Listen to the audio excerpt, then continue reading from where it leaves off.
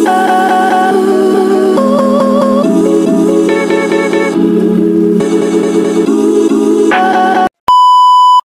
po sa Team Lyche. Gagawin po namin itong video na to, lalo na para sa mga bago po na hindi pa nakakaalam kung paano kami nagkakilala ni Laika. So, dito po sa vlog na to, ikikwento namin or i-share namin how did we start and ano yung reason ba't kami tumagal and tatagal pa. So, nag-start po kami ni Laika year 2015. September 18 to be precise. Nag-meet kami like sa isang dating app, which is OkCupid, di po yung name. Then, dun po sa ano yun, ako po yung unang nag-reach out sa kanya.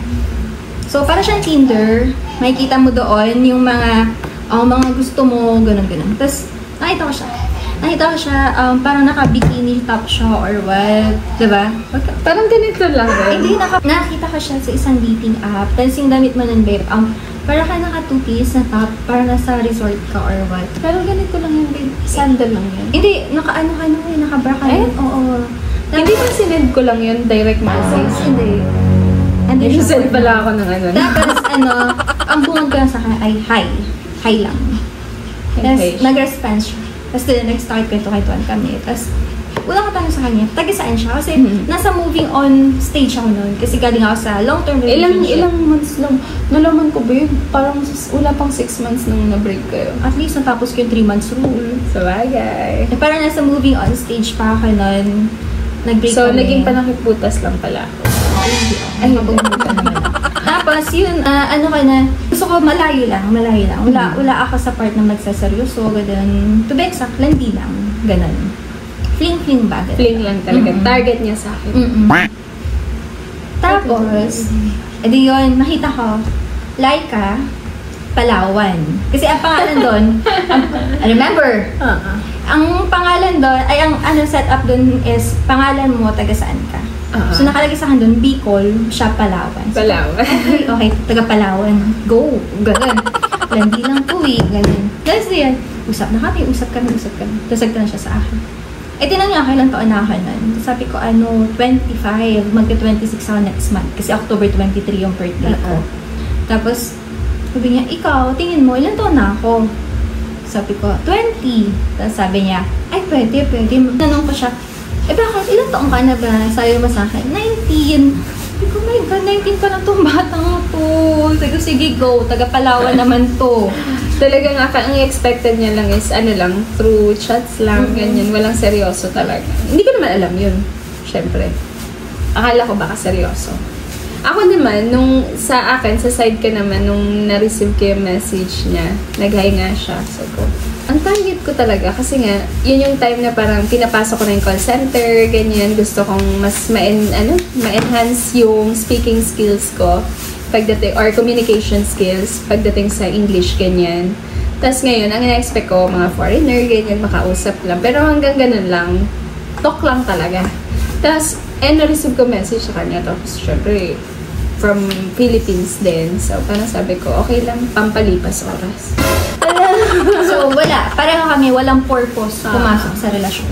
Parehong ganun. Tapos, within 3 days, kasi, yun nga, meron din siya akong pananaw sa buhay na parang, hindi ako naniniwala dun sa mga getting to know each other, ganyan. Siguro kasi bata mindset ako noon. Bata-bata mag-isip, masyadong mapangahas, mapusok, pasok agad, ganun. So, inano ko na kagad siya. Tinanong ko na siya in 3 days, Sabi niya. Sabi ko, what if tayo na, ganyan. Ganun ba yung pagkakatanong ko? Oo, kasi nag-chat ako una sa kanya September 18. Tapos grabe yun, as in magdamag. Wala kaming tulog. Usap lang kami, video call kami, ganun.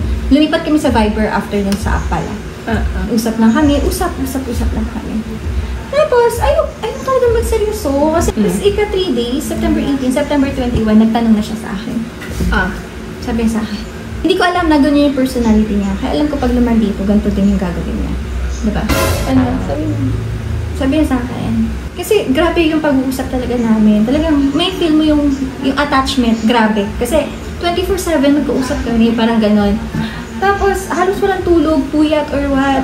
Tapos, sinasabi ko pa sa kanya pag may work ako, kasi nasa hospital ako na nag-work sa Bicol. Sabi ko, pa-work na ako, paano na ako? Sabi niya sa akin, ano ba? Anong hospital yan? Saan nagtatrabaho? Kapit-bahay mo? Kasi probinsya, diba? So, tricycle lang ko, yun na. Dati nag-wonder ako kasi parang ilang minutes lang nung nagsabi siya na pupunta na ako sa work. Tapos andun na siya kagad sa work. So, ano ba yung work niyo? Nilalakad na lang. Parang ganun kalalapit lang kasi. So, yun nga, nung nakapunta na ng Bicol, na nalaman ko yung sistema doon. Kakalapit nga na halata rin. Tapos, di yun, nagsabi ko sa tapagan nun, wala tayong call sign. Gusto mo tayo? Sabi ko, ha? Bakit? Ay ko, wala. Parang nasa isip ko, ayoko na pumasok sa relasyon. Ayoko. Kasi sabi ko, nasaktan talaga ako nung dati. Kasi yung dati ko, niloko ako. So, yun. Tapos, ayoko maloko ulit ako. Inisip ko naman, taga-Palawan naman to eh. Walang seryosan dito, go lang ako. Ito yun, naging kami. Naging kami, tapos nagtanong na ako, anong tatawag ko sa'yo? Diba, anong tatawag ko sa'yo? Ang dami kong pinapili sa kanya, ang dami. Gusto niya, original. So, gusto mo original, diba? Ano sabi mo sa akin? Sabi ko, pinapapili ko siya. Sabi niya, hindi, ayoko niyan. Gusto ko yung something unique. Hindi sabi ko, Abu. Kasi something unique. Ayoko niyan. Ginano pa kita. Tapos sabi mo sa akin, babe na lang. Wow. Original. Okay, babe. Masusunod, bata. Sundin natin yung bata. Tapos nalaman mo? Nalaman ko yung ex mo tawagan pala as babe. Alam niyo ba kailan ka nalaman? Ngayon lang. This year. Taman ko ang tawagan niya pala ng ex babe. Bakit babe din ang ginagawa? Dito na. This year. Bakit babe din yung naging ko? Kasi hindi ka maka-move on sa ex. Hindi, parang yun na lang yung nasabi ko kasi parang hindi pa ako sanay na sabihin or kaya baby, boo, parang hindi siya ganun ka parang nahihiya ako mag-mention ng ganun. So babe, parang normal, cute lang. Diba? Visit ka. Alam ko lang, di ako papayag ng babe. Tapos, share ko naman, babe, yung nakita na tayo. Nakita ka. Super awkward nun. So, first meet namin, team building namin yun sa work ko. Tapos sabi ko, gusto ko siya makabanding. Baka doon, makasama ka ganyan. Kasi ilan lang naman kami nun sa team building, parang 4, 5. So, sama ko na lang siya, sabi ko gano'n. Okay naman sa mga ka-work ko. So, in-invite ko na siya. Tapos pag first meet namin, medyo, yun nga, hindi na naisip na awkward din siya na pag ang dami namin, sasakay nun sa sasakyan. Tapos, saan mo ka pinaupo? Kasi yung ka-work ko isa, na boss-boss ko nun, beshi-beshi ko dati. Ayaw na nun naupo sa likod or sa kasi nahihirapan nga siya. Kasi medyo gusto niya yung comfortable siya na solo niya, yung pagkakaupo. So, talagang dun siya sa seat side ng driver. Ngayon, tuloy siya. Dun siya naupo sa likod. Kasama yung dalawang lalaki kong ka-work. So, parang awkward naman talaga. Sorry. Alam ko naman, hindi mo pa mahal nun. Kahit, di mo rin naman pa ako mahal nun. Basta second monthsary natin, yung first meet-up natin. First meet-up namin, November 21st. Tapos, ayan, nag-meet kami. Yun, Batangas yung team building namin. Tapos, doon din yung mga first landi moments namin ng personal. Tapos, edi yun. Hindi ka pa sanay tawagin na ka-personally ng babe. Tapos, drive-thru tayo sa McDo. Tapos, lahat na nag-order. Tapos, tinignan mo ka dun sa, rear-view mirror ba yan? Sabi mo, babe! Anong gusto mo? Tapos, kasi pakahiya naman ako. Kung ano sabi ko gusto ko? Ikaw na bahala, ikaw na mag-order. Tapos, basta hiya ka dun. Basta ilang beses mo tinawag, babe! Doon niya rin nakita yung driving skills ko. Na-amaze siya sa driving skills. Kasi kantuhan yung Sobra kasing as in, ang liit lang nung lusot ng daan nun. Ayan, dinadrive ko pa nun. Manual. Yung adventure na manual nga. So, napabilib ko na siya nun. Dami siyang na-in-love. Like, nag-heart-heart yung eyes.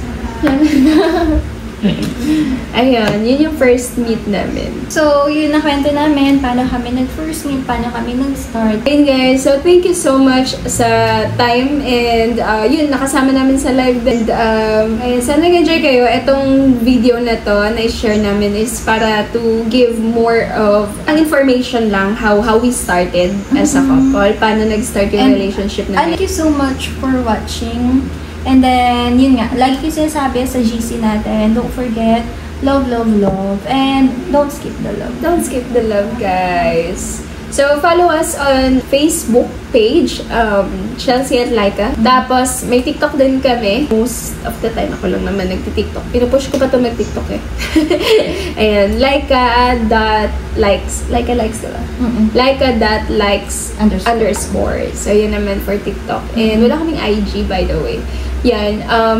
Kung meron kayong any suggestions, future vlogs or videos, comment lang kayo, guys. And babasahin kayo. Thank you so much and Merry Christmas. Merry Christmas sa atin, guys. Thank you so much. Happy Mansuri Love. Happy Mansuri Love.